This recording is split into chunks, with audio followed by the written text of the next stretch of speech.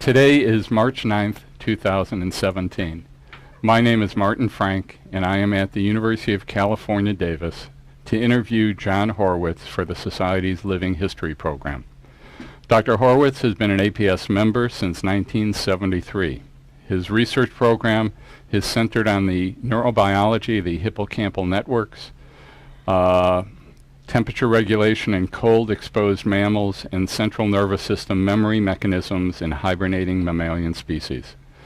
Dr. Horowitz has also had a long-standing interest in the training of undergraduate students and underrepresented minorities. John, welcome to the Society's Living History program. I greatly appreciate your willingness to be interviewed for our series. Okay. If you don't mind, I will start by asking you a few questions. According to the information you provided, you grew up in San Francisco, went to all elementary, middle, and high school there. Tell us a little bit about your family upbringing and how you became interested in science. Okay, that's correct. I went to Lowell High School in San Francisco. And my parents encouraged us to be, I have a twin sister, to be sort of creative, so she became a writer, and to this day writes poetry. And I became interested in painting, in art, three-dimensional art, so that by the time I finished Lowell High School, I had dual interests. One was in art, and the other was I was beginning to become interested in electrical engineering. And that was because I knew I had a friend in San Francisco who had an electronic shop in his basement. Mm-hmm. And he was also, his main job was to be a radio operator on board the tankers in San Francisco Bay. So he used to take me out to his ship. These were monstrous tankers. And he was an officer, so he was very well treated.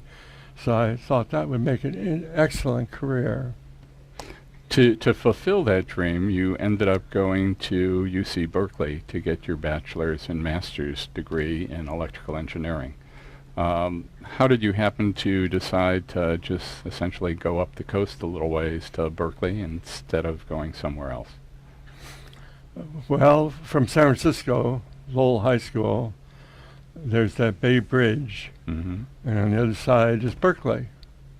So it was far enough away from San Francisco, and had a very good reputation, so it was sort of natural. A lot of Lowell High School graduates went to Berkeley, and so I wasn't being particularly original at that point. The only thing I might note is I went into electrical engineering rather than art, which made my family happy. A chance for at least to get a salary somewhere. Right. Now, what years were you at UC Berkeley?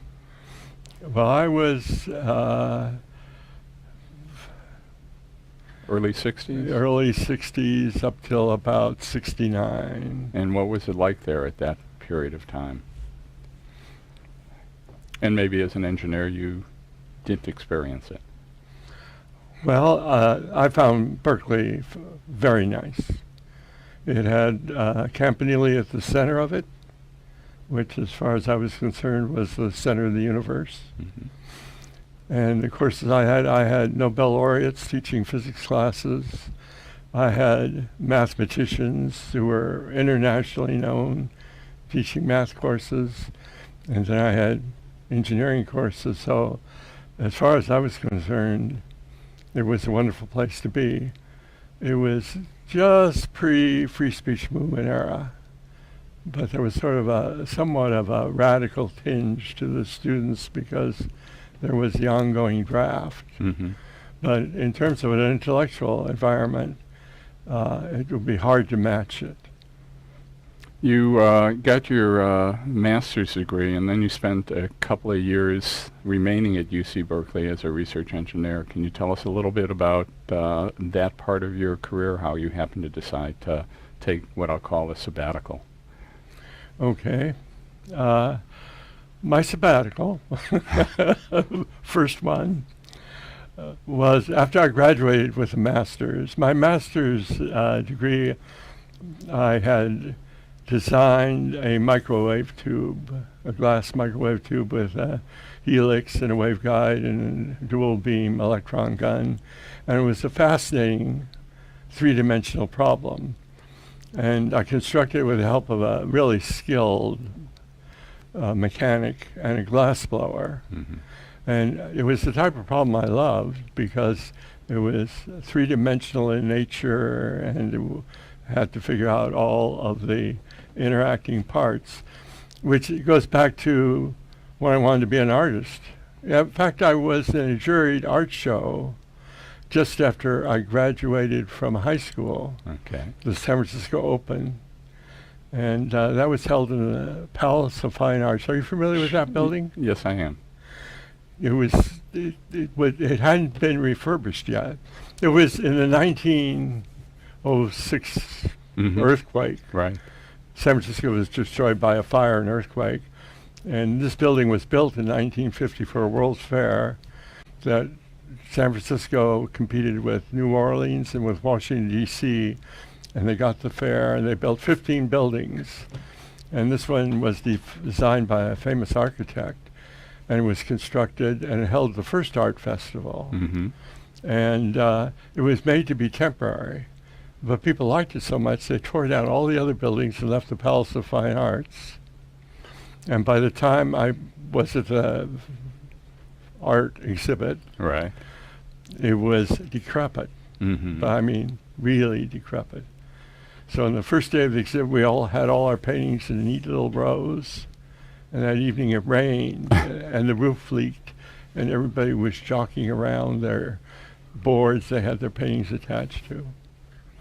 So all in all, the other aspect, the engineering aspect, fit into my other interests in drawing, Mm-hmm. which I enjoyed. Now, after a couple of years at UC Berkeley, you decided to go on for your PhD in biophysics, staying at UC Berkeley. Tell us a bit about who you worked with, as well as what your thesis project was. Okay, I worked with Walter J. Freeman, Okay. and he was a neurophysiologist. And my project was on the hippocampus, a brain region that's involved in memory formation. Okay. So it was a shift from my engineering days, but in a way it was similar because what I was doing is I was relating electrical field measurements to an underlying neural circuit. Mm-hmm. And so it was sort of an extension of what I'd done before. And during the course of your thesis, you spent most of your time at UC Berkeley. You didn't go straying off to any of the labs where you could eat lobster like your wife did. Right. So tell us some of your thinking about that. That's right. I stayed at Berkeley, and as far as I was concerned, if it has the campanile to mark the center of the universe, You didn't have to go anywhere. The other thing is, I actually was in sort of, first of all, engineering mathematics, and then switched over to biology. So I had a diversity while just staying at Berkeley. And there was a dramatic difference in thinking. Mm-hmm. When I built my microwave tube, I built one. And it took me a while to build it. Well, it took the mechanics a while to build it. And then I ran one experiment. It took me 1 hour. I made a measurement, and I was finished. Then I go over to biology, and you did more than one animal. I think so. I thought, what's this? You have to do 2 or 3.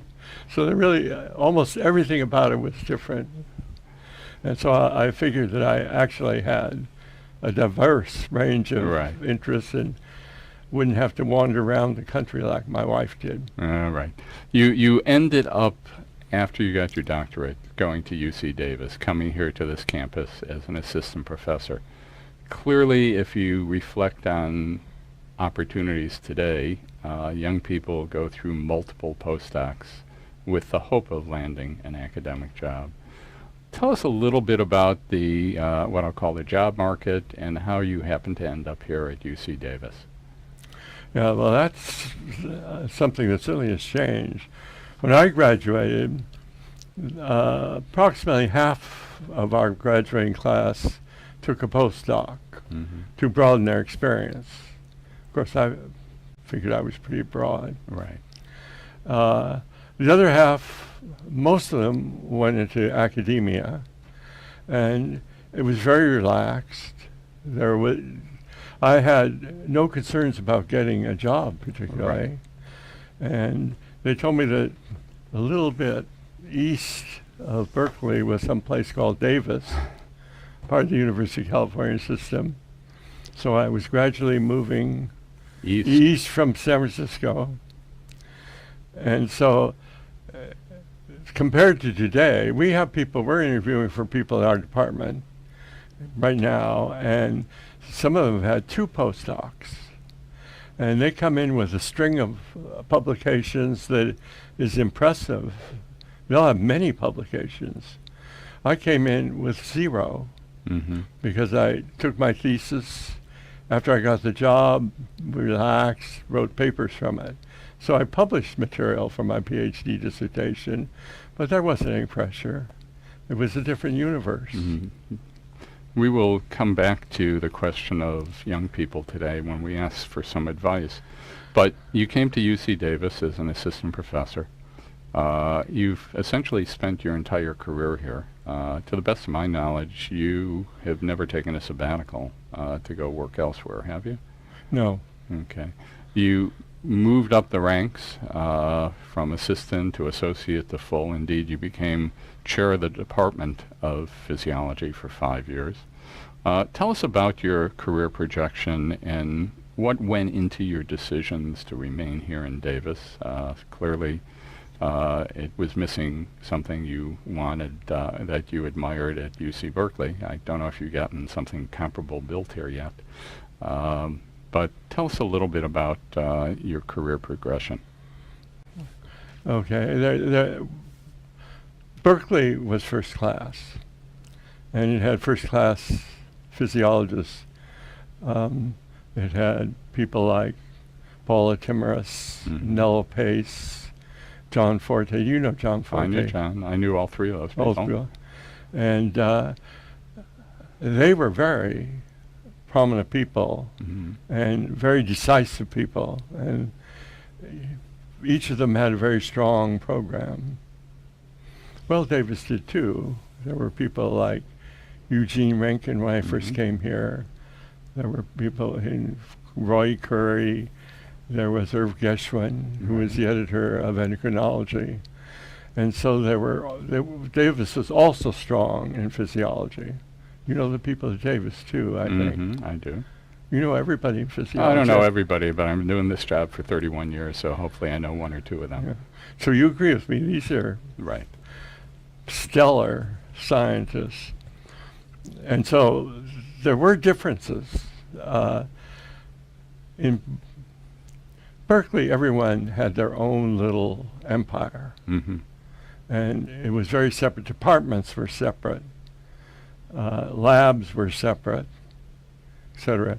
In Davis, there was a lot more collaboration. So when I arrived at Davis, I almost immediately started collaborating with I was in the College of Agriculture. With Dr. Scobie in the School of Medicine, with Irv Geschwin, who was in the College of Agriculture, and with Robert Emory Smith and one of his postdocs, Barbara. And he was the chair of the vet school. He'd been kidnapped from Los Angeles and brought here. So I was immediately collaborating with several people. Now, at Berkeley, as at Davis, you're expected to establish an independent research program. And Milt Smith here at Davis and Nello Pace at Berkeley were both environmental physiologists. And in fact, they started the White Mountain Research Station. They were in Washington, D.C., your haunts. And it was a hot, muggy day. And they said, where would they like to be? And they said, on top of a mountain. And that was the start. That was the start of the University of California White Mountain Research Station, which is a nice high-altitude research station. So Milt Smith was interested in environmental physiology, and he was interested in gravitational physiology, and that he introduced me to his lab, which was well equipped with centrifuges, so you could increase the gravitational field on animals from 1 to 2 to 3 G. And so my independent research program, I established a string of grants from NASA over the years, was to study temperature regulation in hypergravic fields. But more interesting in many ways was the collaborative experiments. Which one should I mention? Well, I can ask you about one of them, because one of your longtime collaborators turns out to be your wife, Barbara. How did that come about, and what can you tell us about that relationship? Okay, that accurate again. It's written right here. You have good memory too. When I came in with Irv Geschwin, it was productive. We had 2 papers. With Robert Scobie in the medical school, it was productive. We got 2 papers. With Barbara, I have over 50. So something did happen. Right. We got married. The way it worked out is I came to Davis in 1968. She actually came to the first seminar I gave. And stayed awake. And stayed awake, but told me it was incomprehensible, which is actually probably fairly accurate, because at Berkeley, no one ever gave seminars. You just did your work as a graduate student and graduated. And compared to the people that are now giving seminars, the people that we're interviewing now, their seminars are works of art. And they are comprehensible. But here was someone talking about electric fields and whatnot, et cetera, et cetera. So Barbara was working with Robert Emory Smith, who was from UCLA, and they had pulled him up to Davis to be chair of one of the departments in the vet school. And he was did you know him? Not that I can recall. Yeah. Somebody I didn't know. Yeah, well, that was a long time ago. Yeah. But he did something in the field of hibernation that was it made a big impact on the field, and that is there's a tissue in hibernating animals. They didn't know what it was. They called it the hibernating gland. It was a brown fat, brown adipose tissue. And he thought that it might have something to do with heat production. So the animal deep in hibernation, to arouse from hibernation and raise the temperature from 6 degrees to 23 degrees centigrade, they would turn on the tissue and warm up. And he did an experiment where he put in thermocouples in the brown fat and surrounding regions and measured their temperature as they arose from hibernation. It takes an hour, so 20 minutes to an hour.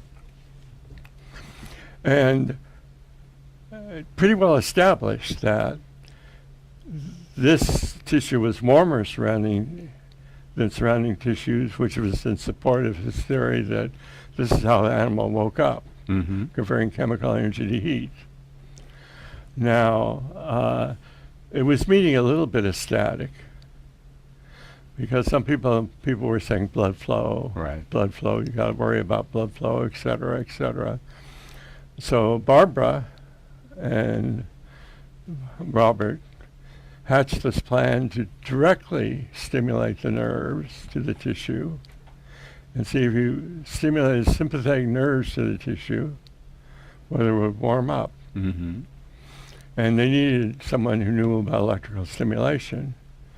So when I gave my incomprehensible seminar, Barbara said, aha, perhaps here's somebody to help us out. So I went with her, and we devised an apparatus where we could stimulate the nerves, accurately record the temperature, keep the tissue alive, keep the blood flow absolutely intact. It was a very clever device, a clamping arrangement.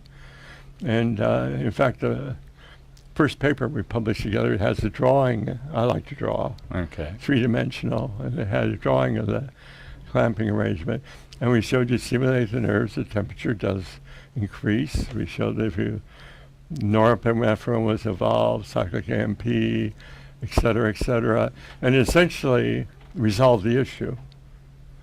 Barbara and Robert also wrote a definitive review in Physiological Reviews just before that. So by the time the reviews had finished and his initial experiments and our experiments, the question was settled. Hibernating gland now had something to do with temperature, and it sort of stuck. Right. That's from then to now. Well, clearly that collaboration has worked for you. You got married in 1970, and it's now 47 years almost of marriage. Congratulations. You said you've published over 50 papers together, which was also a very successful collaboration, so congratulations on that as well. As noted earlier, your research is focused on hibernating and non-hibernating mammalian species and on thermoregulations. Tell us a bit more about that research. I know you've explained a little bit of it and why it is important, but what corollaries are there from that to non-hibernating animals?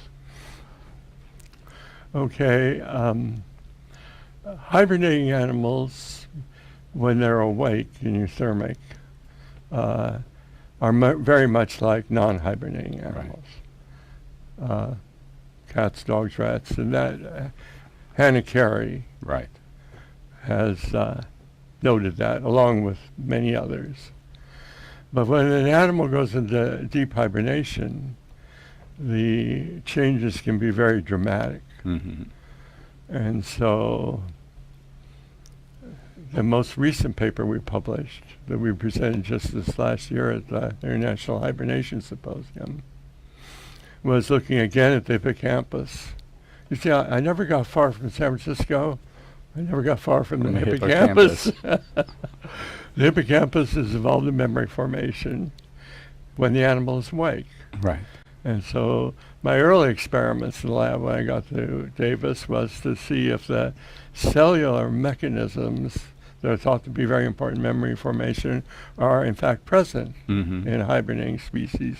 Long-term potentiation is a very well-studied form of plasticity in the hippocampus in non-hibernating mammals, and a lot of the mechanisms have been worked out.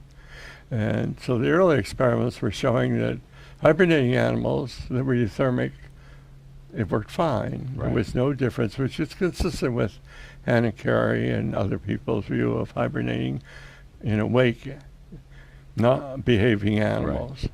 They can remember things. They can learn tasks. But when an animal goes into hibernation, its temperature drops to about 6 degrees centigrade from 37 and cools off. It was an open question. What happens then? Well, if you look at EEG activity in the animal, cortical activity flattens out. It becomes a straight line. If you showed the electrical activity tracing to a neurologist, he'd say, well, your patient's brain dead. Right. But the brainstem still works. Homeostasis is still intact. The animal regulates its blood pressure, it regulates its temperature, etc. And so part of the brain is working. Well, what about hippocampus and memory formation? So we would lower the temperature and see if we could elicit long-term potentiation. And we found out as we lower temperature, it is harder and harder to elicit it. And finally we got to a temperature where standard techniques in hippocampal slices to generate LTV just don't work, which implies that it's very unlikely that a hibernating animal can form new memories while in deep hibernation. And so the last paper we presented in a national symposium drew together odds and ends over the years and sort of made a complete story. Sounds good. You mentioned that when you got your doctorate, Barbara thought you gave an incomprehensible seminar. Clearly, you noted that back then people did their thesis and they went out the door or whatever.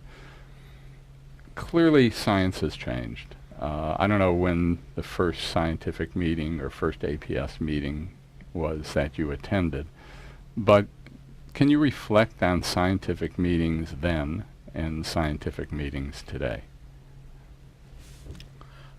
Well, the first meetings that I went into of APS, they really are a fuzzy memory, but I have a vague, like, they were held in Atlantic City, which, as I recall, had a long boardwalk, and it had these ancient hotels.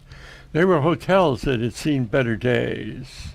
It used to be a destination vacation city, but these were a little run down, so they were sort of lining the boardwalk. And you walk in and the lobbies were gorgeous.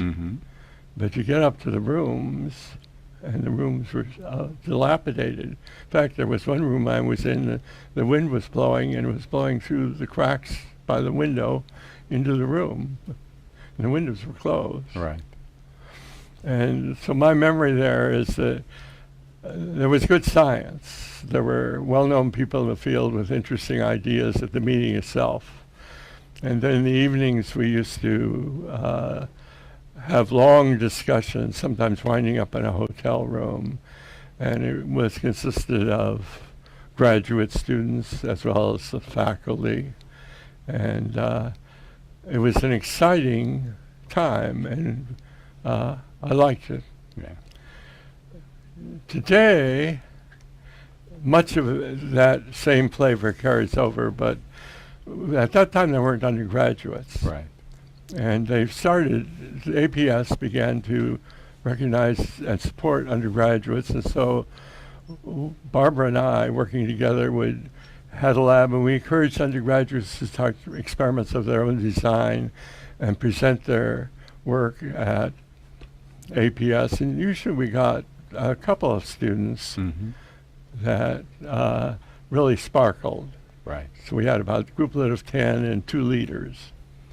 There's one I remember, which was a trip, APS was held in New Orleans, and we took 2 students, Jeff Becker and Yen Nugent, with us, and we took them to APS, and they gave their presentations. They actually won the David Bruce Award, both of them. Okay. But and they enjoyed it. But after the procedure for deciding who received the APS Award was that groups of faculty from APS, 5 of them would come around and interview a student. There'd be a break, and then another 5 would come around and cluster around the single student all by themselves, who would present their poster and explain it while they asked difficult questions like, what kind of statistics did you use, and what are your alternative hypotheses, what's your next experiment, and whatnot, and grill them. And so we took Yen with us, and Jeff, and Yen, we warned her that there was this person called Greg Florent, who was on one of the committees, the committee that they drew from for these faculty, and so she could expect tough questions.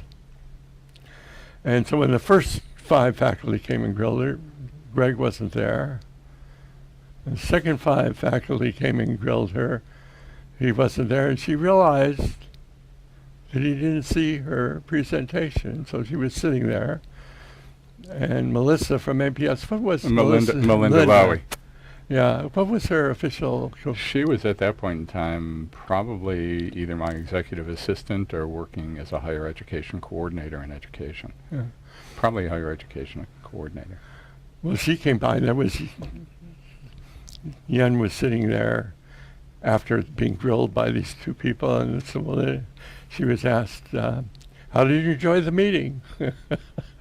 And she responded, it was okay, but she was disappointed because she was expecting to see Greg Florent, and he never appeared. So she said, Melinda.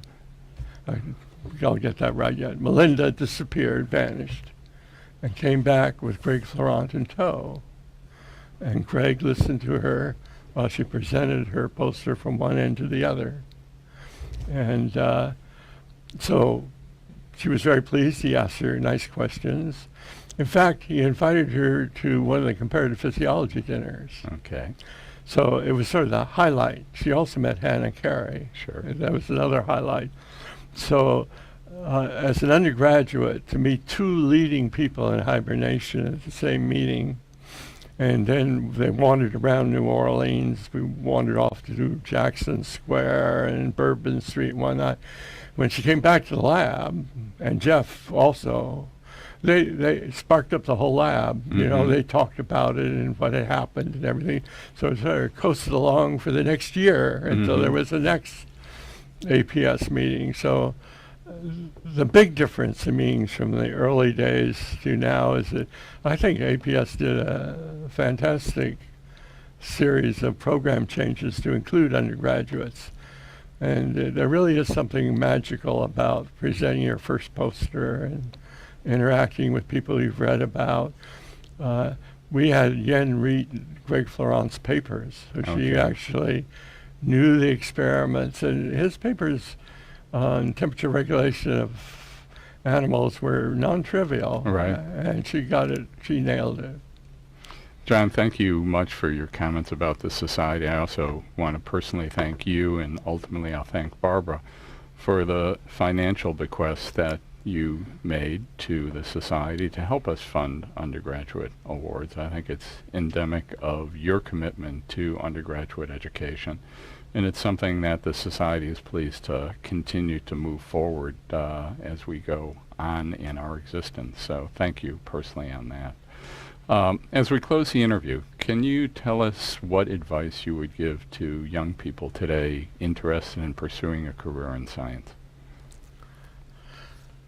Well, I would say it's tougher today than it was in the good old days when you could graduate and give a casual seminar.